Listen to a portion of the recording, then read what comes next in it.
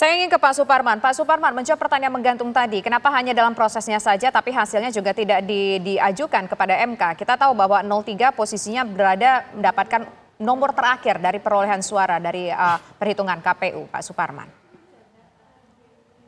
Iya, kita justru mempersoalkan aspek yang lebih mendasar, yaitu aspek etika, aspek prinsip, dan aspek prosedur.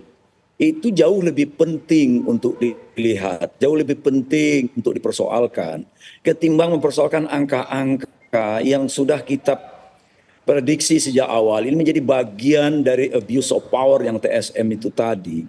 Tidak realistis, pemilu belum dimulai mereka sudah bicara tentang hasil kok. 01 akan dapat 25 sekian, 02 akan dapat di atas 50%, bahkan 57%. 03 akan dapat 17%. Untuk apa mempersoalkan sesuatu yang memang sejak awal sudah didesain ke sana. Jadi tidak masuk akal gitu ya. Jauh lebih penting untuk menyoal itu karena itu yang kontributif bagi pembangunan bangsa, pembangunan demokrasi kita ke depan. Saya membayangkan kalau MK mengambil langkah tepat dengan menerima permohonan ini, maka ke depan tidak ada lagi calon, baik anggota DPR, calon anggota DPR, DPRD, DPD, calon presiden yang mau bermain-main dengan prosedur. Jadi hasil itu adalah hasil dari prosedur, angka-angka itu. Untuk apa mempersoalkan angka? Kita jauh lebih penting mempersoalkan prosedur. Sekali lagi pengadilan itu, apapun pengadilannya, pengadilan di bawah kekuasaan Mahkamah Agung, pengadilan di bawah Mahkamah Konstitusi, bukan sekedar untuk mengakhiri sengketa, ini yang penting saya tekankan. Bukan hanya untuk mengakhiri kasus yang diperhadapkan di meja hijau mereka, tapi kontribusi pembangunan bangsa, bagi tertib sosial, bagi kehidupan bangsa yang panjang. Ada banyak putusan-putusan MK di masa lalu yang kita sebut sebagai landmark decision. Sebagaimana negara-negara lain, Amerika itu ada banyak putusan, Bang Otto tahu persis nih, putusan-putusan Mahkamah Agung Amerika yang kontribusi penting bagi penertiban hukum acara pidana mereka, hukum-hukum internasional mereka, begitu ya. Dan kita saya kira harus maju lah berpikirnya ini, harus prospektif lah ya. Dan karena itu lepas dari case-nya, kita ingin membangun peradaban ya, ingin membangun peradaban berhukum di negeri ini. Jadi apa yang diajukan oleh 03 di dalam Mahkamah Konstitusi ini lebih penting kita mempersoalkan karena ini yang terjadi, Mbak. Itu yang terjadi. Ada pelanggaran prosedur, ada pelanggaran prinsip, ada pelanggaran etika. Nanti kita akan buktikan dalam persidangan berikutnya. Pak Suparman, di mana Pak Suparman, pelanggarannya. Pak Suparman, soal Ya. poin diskualifikasi paslon nomor urut 2 itu, Pak. Bukankah saat ini perolehan Ganjar tadi terbawah? Apakah nanti akan berkontestasi ketika ada pemilu ulang hanya 1 dan 3 tanpa melibatkan nomor 2, Pak? Maksudnya gimana ini, Pak? Begini, kalau dia lolos berhasil memperoleh angka 50 sekian persen itu dari proses yang curang misalnya, dari abuse of power dan itu bisa dibuktikan, maka dia zero. Maka seluruh pasangan ini akan berangkat dengan angka 0. Ya, yang diajukan oleh 03 itu yang berhak maju untuk pemilu ulang itu adalah 01 dan 03. Tentu semuanya bermulai dari 0. Nggak lagi bicara angka 17%, nggak lagi bicara angka 25%, nggak relevan itu. Berarti menginginkan yang didiskualifikasi bukan hanya Gibrannya saja, tapi juga Prabowo Subianto. Bang Otot, bagaimana Anda menilai tuntutan soal poin ini? Saya lihat kalau di pernyataan tadi rekan saya Pak Parman tadi, Pak Parman, ini kelihatannya gugatan yang mengharapkan yang tidak mungkin nih kelihatannya. Karena dia tidak mempersoalkan, dia mengatakan bahwa pengadilan itu tidak saja hanya menyelesaikan sengketa. Ya kalau kita tidak ingin menyelesaikan sengketa, tapi pergi ke pengadilan lantas untuk apa? Ya kan? Apakah dengan maksudnya bahwa hanya menggunakan pengadilan atau Mahkamah Konstitusi sebagai panggung politik? Apakah menggunakan pengadilan ini sebagai sarana untuk mengungkapkan ketidakpuasan? Kan tidak begitu kan? Saya sebagai lawyer selalu terikat kepada aturan hukum yang berlaku. Kalau saya ke pengadilan, maka saya harus taat kepada hukum acara. Hukum acara bagaimana harus kita jalankan. Nah, contoh umpamanya, kalau ada orang mencuri mobil, terus lapor ke Mahkamah Agung. Ya pasti Mahkamah Agung bilang, ya jangan ke saya dong. Ya, itu kamu pergi ke polisi, Mahkamah Agung ngurusin itu. Ya, sama dengan kasus ini juga gitu loh. Kan dia bilang ada abuse of power. Kemudian dia bilang ada pelanggaran-pelanggaran, ya kan? Umpamanya ada juga nepotisme.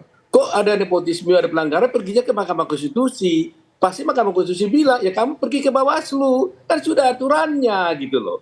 Jadi kalau kita lompat-lompat, ini namanya kita kena berat hukum gitu loh. Itu namanya semacam perbuatan yang frustrasi bahwa nggak mau tahu lah pokoknya hasilnya apa, pokoknya gue sampaikan, gue teriak, gue sampaikan apa yang gue mau kira-kira gitu. Nah itu adalah saya pikir sikap yang tidak tepat gitu loh.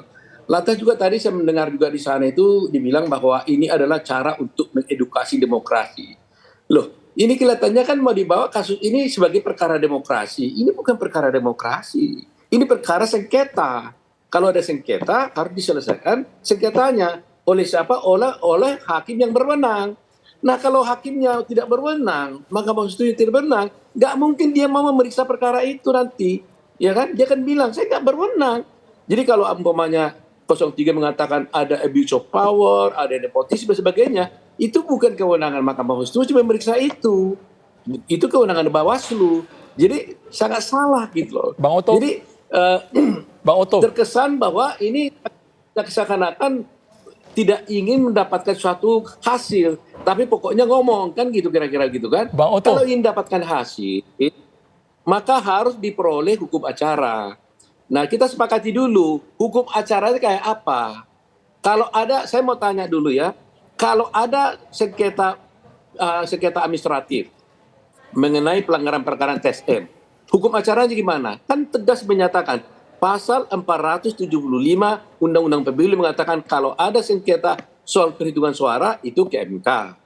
Kemudian diatur juga dalam undang-undang kalau ada mengenai soal sengketa mengenai soal pelanggaran administratif, nepotisme, dan abuse of power itu kepada Bawaslu.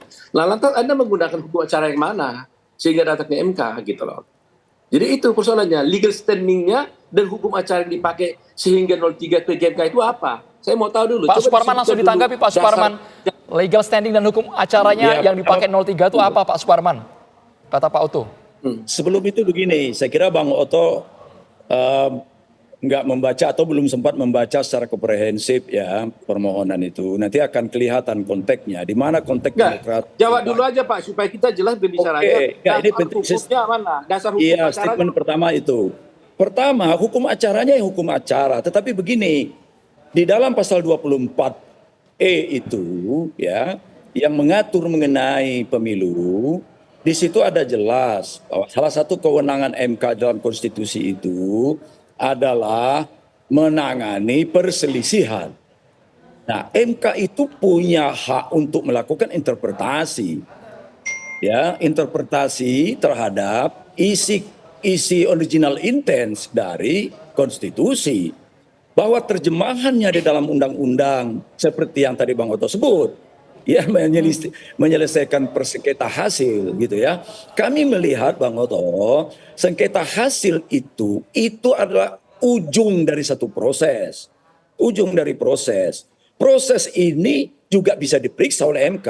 Dan MK sudah pernah memutus Bang Oto dalam perkara-perkara pilkada. Dia mempersoalkan prosedur perkara di Jawa Timur, Waringin Barat, kemudian di Sumatera Utara, sudah pernah diputus. Mereka tidak menyoalkan kena angka, tetapi menyangkut prosedur Bang Oto. Jadi saya kira tidak ada yang sangat mendasar dalam soal ini. Tapi marilah kita tunggu bagaimana respon MK di dalam persidangan berikut. Bisa ya. Oke, silakan Bang Oto. Jadi gini Pak Parman, jangan keliru. Itu soal sengketa-sengketa pilkada itu beda itu dengan sengketa pilpres gitu ya.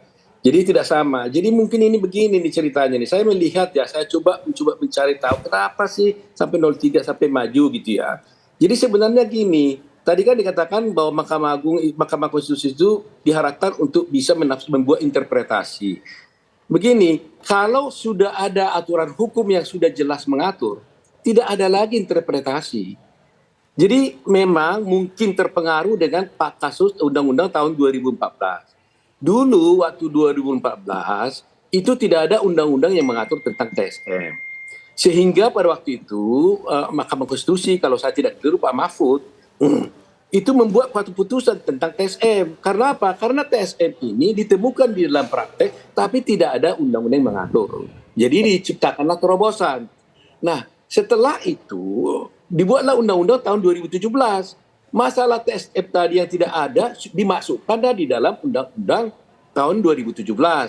Ya, sudah diakomodir di sana. Tapi disertai dengan pengaturan lebih lanjut, yaitu mengenai acaranya. Kalau ada pelanggaran TSM, dikatakan dalam undang-undang itu harus disampaikan melalui Bawaslu.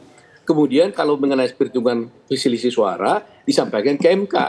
Jadi karena ini sudah diatur secara jelas, tidak mungkin lagi Mahkamah Konstitusi membuat penafsiran. Tidak ada lagi terobosan. Ingat, terobosan penemuan hukum hanya bisa dilakukan kalau tidak ada undang-undang yang tegas mengatur.